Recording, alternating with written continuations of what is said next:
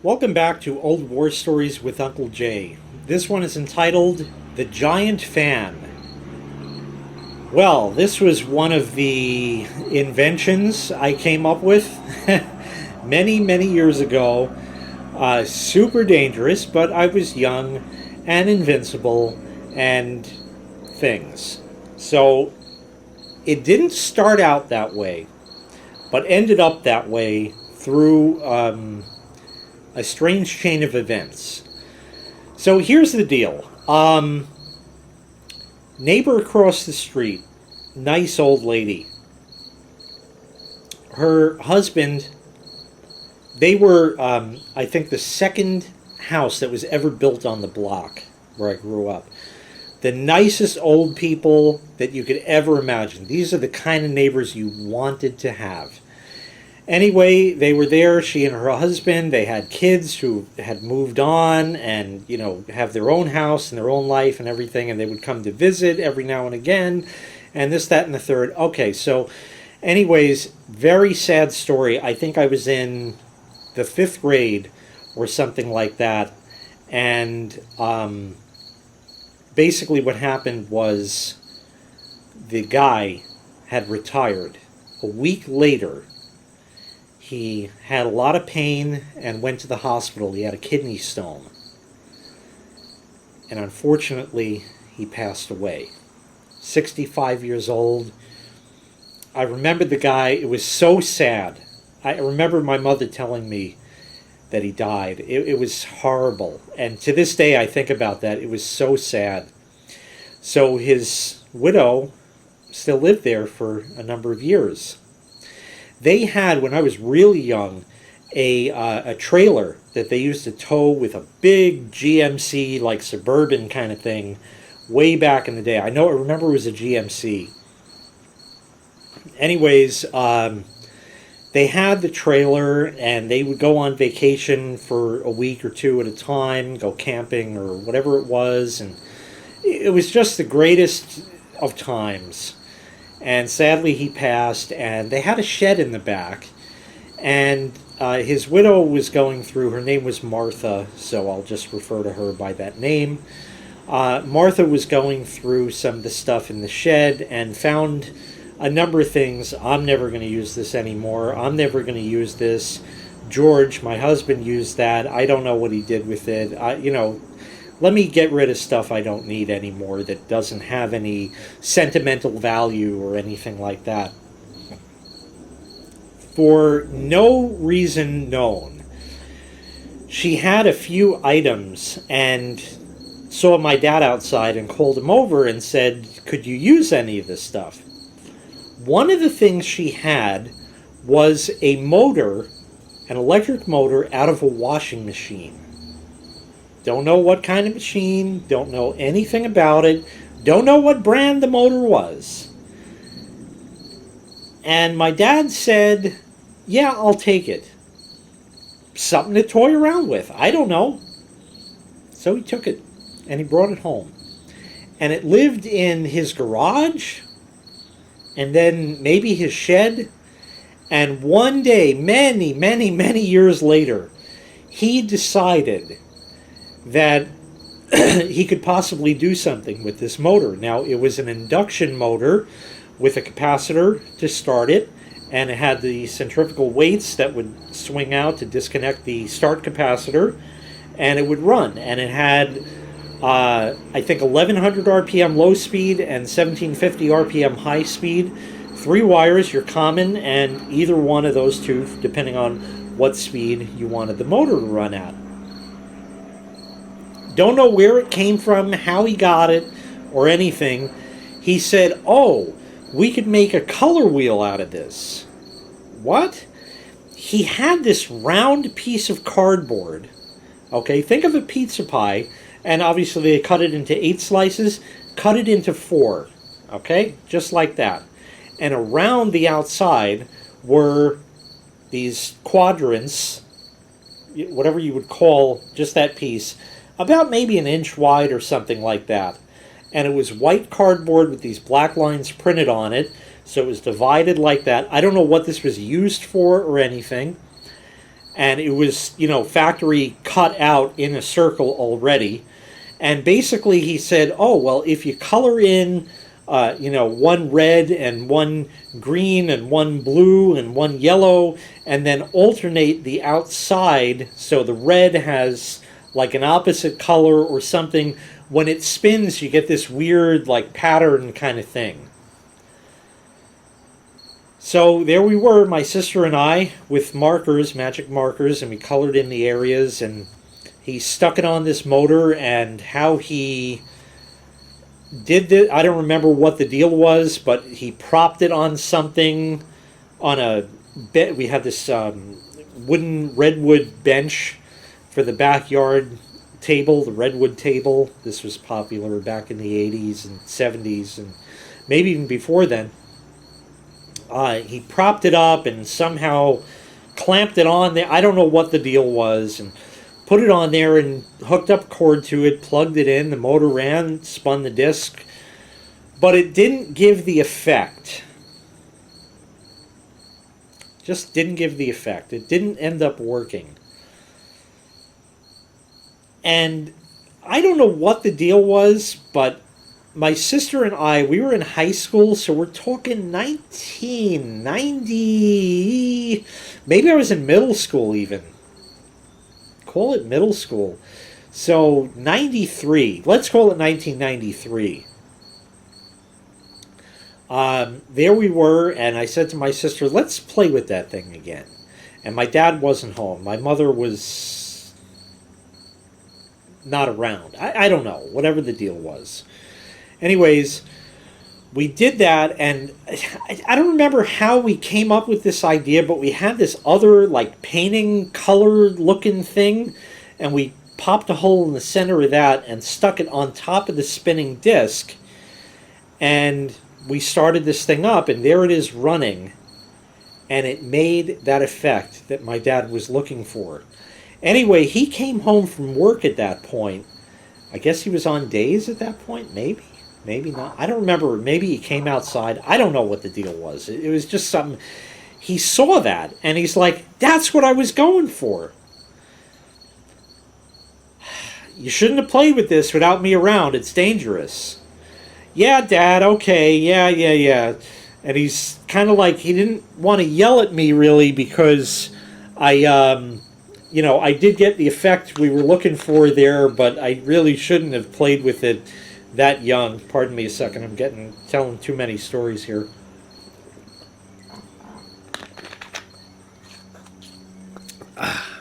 Okay, so anyways, that was that. So now he said, put this away, don't play with it anymore. Well, we had stored it for no reason whatsoever on the back patio. On the back patio, there was no covered area. The only thing you had was just the eave of the house, which is, yay big, and the gutter on the end of it, and that's that. So it rained, and it snowed, and it sat there for years, and sadly, the internals of the thing rusted, and it just rusted solid. That was the end of the motor. End of the story? No, we didn't get to the fan yet. We're getting to that right now. Threw that out. Now I'm on the hunt. I want a washing machine motor. Okay, fast forwarding a couple of years. Don't have a time frame of any of this. Don't know. My sister was in high school. I might have just gone into high school. She was in 11th grade. I was in 9th grade. We'll call it something. Ended up with a new motor. No idea where it came from, how it came to be. I have no clue. Very similar to the old one. 3 wires, 1100 and 1750 RPM, same hookup, same everything. My dad had brought home a couple of box fans. Some are still around, but some were thrown out because they didn't work. The motor had burnt up, or whatever the deal was. Just shot. The rest of the case was in bad shape. I don't know. So we ended up with a new washing machine motor and this plethora of box fans. He brought home like 5 or 6 of them over the years, and we'll say 3 out of the 6 worked. And they're still in his house today. The others we sort of parted out. He would cut the cord off, sometimes save the switch on it, throw the motor and the rest of the case out, and that was that. And he'd save the blades for absolutely no reason whatsoever. Okay. Anyhow, had this new motor, knew it worked, but had these fan blades and said, I wonder. Now, I'm young. 15, 16 years old, not even. I'm invincible. So I'm not worried about the dangers involved in this. Anyways, popped a fan blade on this motor. Got my sister to come out because I needed her help with this. The help was needed because I had no way to brace this motor. When my dad originally had tested, I think, that first motor, he just had it on the patio on the concrete and plugged it in. And this motor fucking took a walk because of the kick of the inertia like that. The motor went to take a walk. But we knew it worked, and then he kind of braced it. Well, I didn't have any way to brace it, and I don't know what he used or didn't pay attention years before, whatever it was. And I said, well, maybe if I stand it upright with the shaft pointing to the sky, it would work. Nope, the kick was too strong and it would topple over. Now, if you have plastic fan blades on this motor, which starts up like practically instantly, this is not the right application for this. And with that, if that thing fell over, you crack them blades right off. So here's how it worked. I got my sister to come out to the backyard, have the cord rigged up. Everything is ready to go. The motor is sitting there, shaft pointing to the sky, fan blades put on there, pointing up so it'll blow air from the ground up to the sky. Completely useless, but a toy to play with. And I knew that that motor was going to topple over, so it had to be braced. And I did a test with her. I said, let me see if I could hold it upright while you plug it in, and we'll see if it'll stay there standing, running. And it did. So then I put the fan blade on, and here's how this worked. I had to lay on the patio, on my stomach, reach my arms out, and grab and hold this motor, fan blades right up here, and get my head out of the way. Okay, completely out of the way, and brace this thing and say, okay, plug it in. And it would take the fuck off. Man, oh man, super fucking dangerous. Super fucking dangerous. It was awesome. And we got it to run. And there is the motor sitting there, standing upright, happily, fan blades whirling up top at a good clip. You put anything in that, oh fuck, you're gonna get hurt, and bad.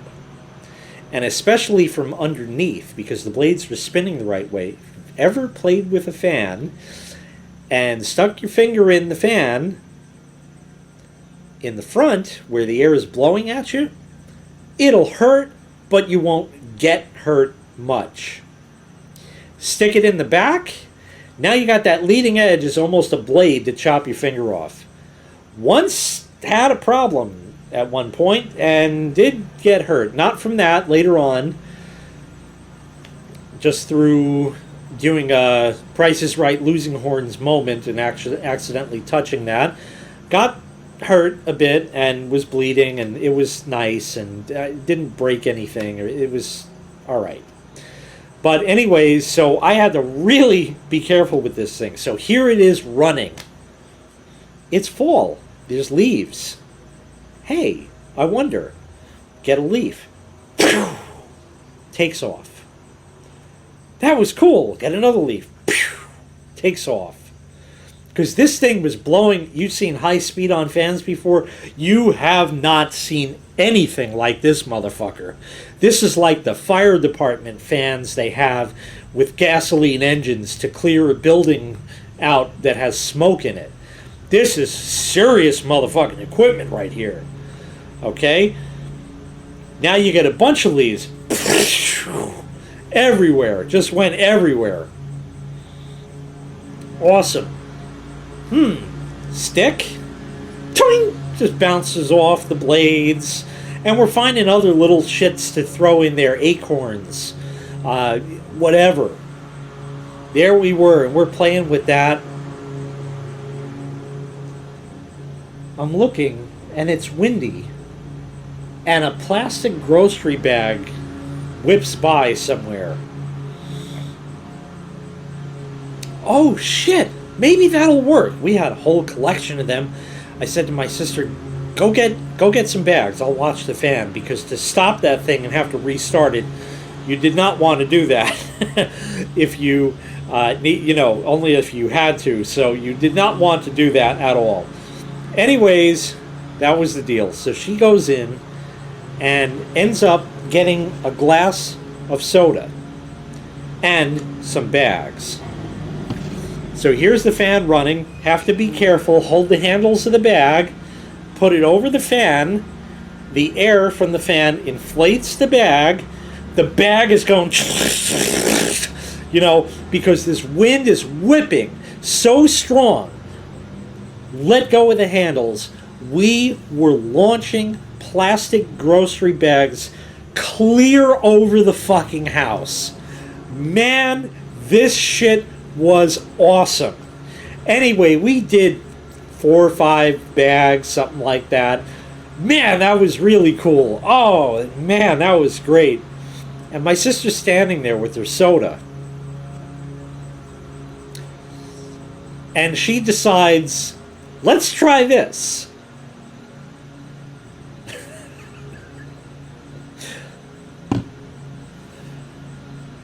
I was not prepared for what was to happen. I realized what happened. Afterwards, once I saw it from my own eyes, it turns out the current of air was so strong that it didn't do what you think it would do, where you'd pour it on the blades and the blades would just fling it out. Nope, going way too fast and way too much air for that. She poured the soda, and the soda went up. Not down at all. Took every drop of that and just shower of soda. Just a little spill. It wasn't a lot, And it was like angle of incidence equals angle of reflection. It was great. It was like proving science. And this is the kind of shit that we did back in the days before the internet, before smartphones, before all your social media bullshit that eats up all of your time in the day. Oh, I don't have any time. Well, now you know why. I was out in the real world learning real shit about real things and how they worked while you're fucking around on your phone. For those, of course, that do that, which is all of you. With the exception of a couple. I hope the fan twerps have gotten off on this. The story is almost over. But it wasn't practical standing the motor up and having to almost chop my damn head off holding this thing. I needed a way to mount this. I said, I want to make a super powered fan. It so turns out my dad had saved one of the cases of these old box fans that he was bringing home. The back of it has the 2 bars, and there were 4 holes where the motor would bolt up. And it was all there, but this motor had 4 bolts coming out. They were not long enough to go through that the way the motor would sit. Bummer. But there was a will, so there was a way. And I somehow talked my dad into this, and he helped me with it. I said, here's the deal, Dad. I want to put this in here, but there's no good way to mount it. So I was thinking of a piece of wood, and the motor had this round part at the bottom, and the bolts were a little bit longer than that, but it wouldn't fit in the case. They weren't long enough to go through the holes in the case. So what we did was we got a hole saw and cut a hole about yay big for the bottom of the motor to kind of sit through, and that would be its mount, but it wasn't a tight fit, and there's no way that was going to hold it. I used 4 screws to drive through where the old motor would mount up into the wood, so the wood was firmly mounted to the case. And then I took cable ties, or zip ties, whatever you want to call them, 2, 3, 4 of them in a row tied together, and strapped the motor to the piece of wood. On the top, just below the bolts, the heads of the bolts, and on the bottom, just above the heads of the bolts. And it held. This worked great, except when you turn it on, the fan would want to, like a box fan without the feet on it. So you had to be ready for that.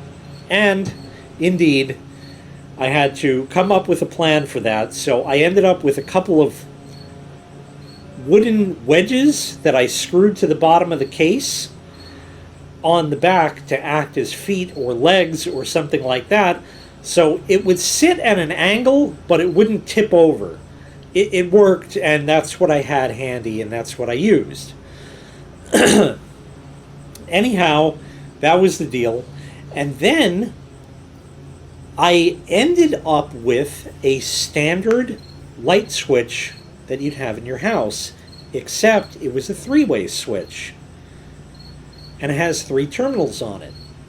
And I didn't know anything much about wiring that up in a house. I knew there was a traveler wire, and your hot and your neutral, but I didn't know how any of that was hooked up or where the switch even came from. But that didn't matter, because I had a multimeter, and I put it to continuity, and I had found that on this switch you have 2 terminals on one side and 1 on the other.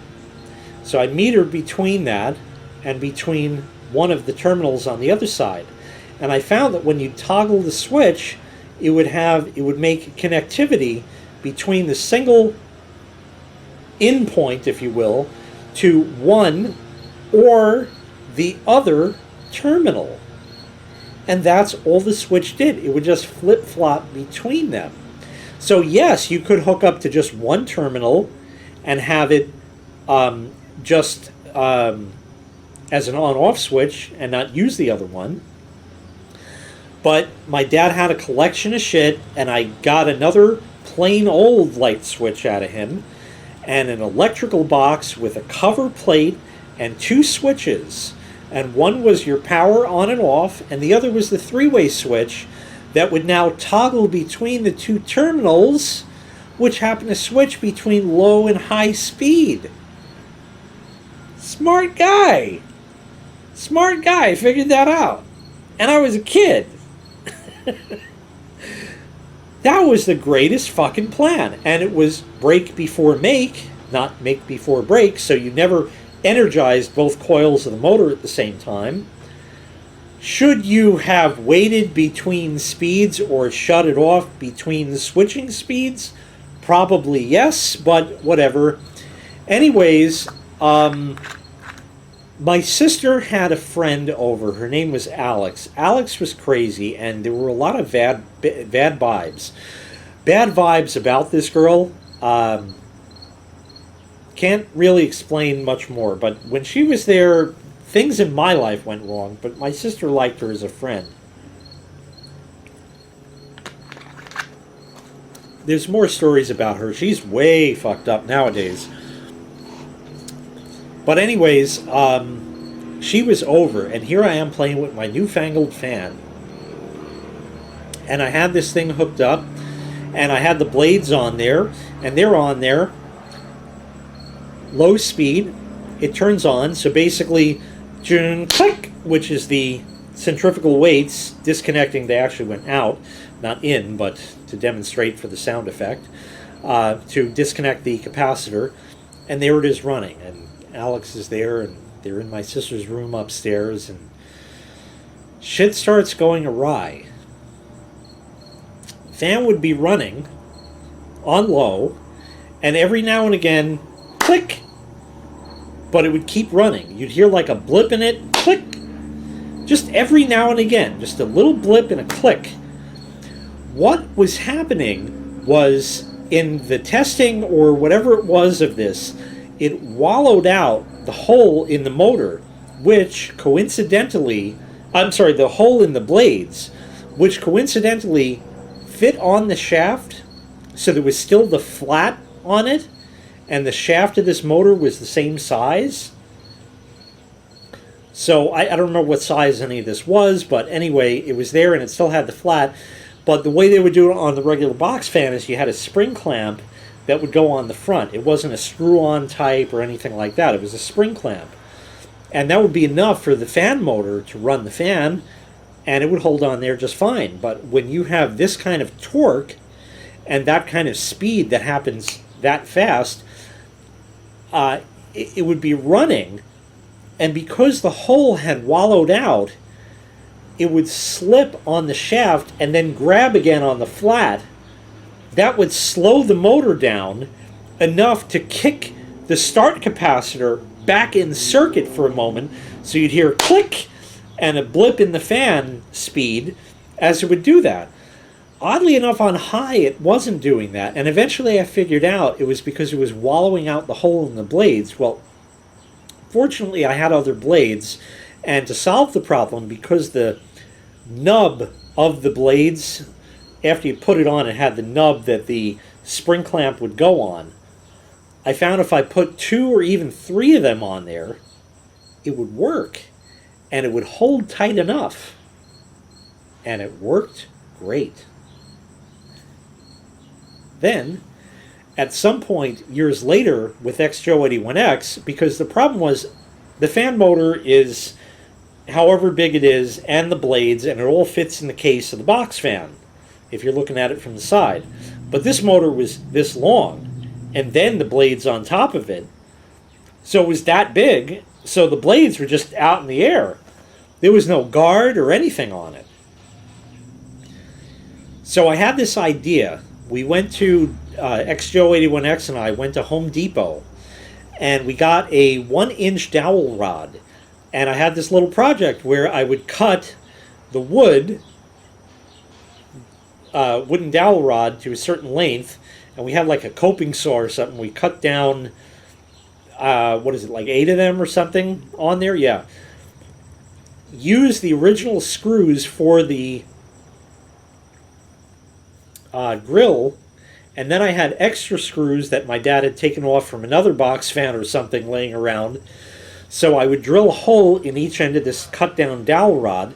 The dowel rod was attached with the screw, so that would make a screw into wood connection there, and then the grill could go on the front of it. And then I used gutter mesh. I don't know how to explain it. It's a plastic mesh thing, and I wrapped the dowel rods with that and just cable tied it on the dowel rods, and it worked great, or great enough. Skills with wood and cutting with the saw were not good, and the wooden pieces weren't straight, and it ended up living in my dad's shed, and stuff went in and out, and it broke the dowel rods, and the grills are probably shattered and totally destroyed, and all that kind of great stuff. So it's just a fucking wreck. But I guarantee you it's still in his shed, and it's still there. And it was heavy. Man, this thing was heavy as hell. You would take this thing, you would need 2 hands on the handle, practically. And I used it once back at Doot-to-Doo's house in the early days when I was dating the wife. Something in the microwave caught fire or something. It was put in for too long inadvertently. And it's a shame because it was like a vintage fucking microwave, wood grain, and all that shit. And it just burnt up the inside of the oven, and the whole house smelled of burnt something. I don't know what it was. And I was there when it happened, although it was outside, and I said, I have just the thing for this. And I said, I'll be right back. And I was only a mile away or so. And I hopped back in my car and drove back to my parents' house, dragged this thing out from the shed, put it in the trunk of my old Chevy, drove back over there. We put it in the back door of the house nearest where the microwave was, and flipped that fucker on high. And sure enough, within a half hour or so, it was nowhere near a stank in the house, and the rest just dissipated in time and that. So it actually was functional. And there was one other time my parents had friends over in the summer, and I was still living at home, and I was there, and it was hot. So I said, here, I got just the thing. And I set it up like on the lawn and had to use an extension cord and plugged it in, and we had that on, and everybody indeed stayed cool. We ran it for maybe a good hour. It worked. Absolute behemoth of a fan. This was the fan to end all fans. This shit was fucking amazing. One day, maybe 30 years from now, 20 years from now, I will get this fan out of my dad's shed because it is so buried in there. I gotta wait till he dies to clean out this shed and find it. All disheveled and broken. I'm sure the cable ties have broken. Maybe the blades are broken. I don't know what shape it's in. But one day, one day I will get this thing back. And maybe if YouTube is even still around then, demonstrate that in some form or another. What a hell of a time with that thing. That was great. Anyway, that's going to do it for this installment of Old War Stories with Uncle Jay. So I thank you very kindly for watching. Make sure you click like, make sure you click subscribe, and take care. We'll see you next time. Bye-bye.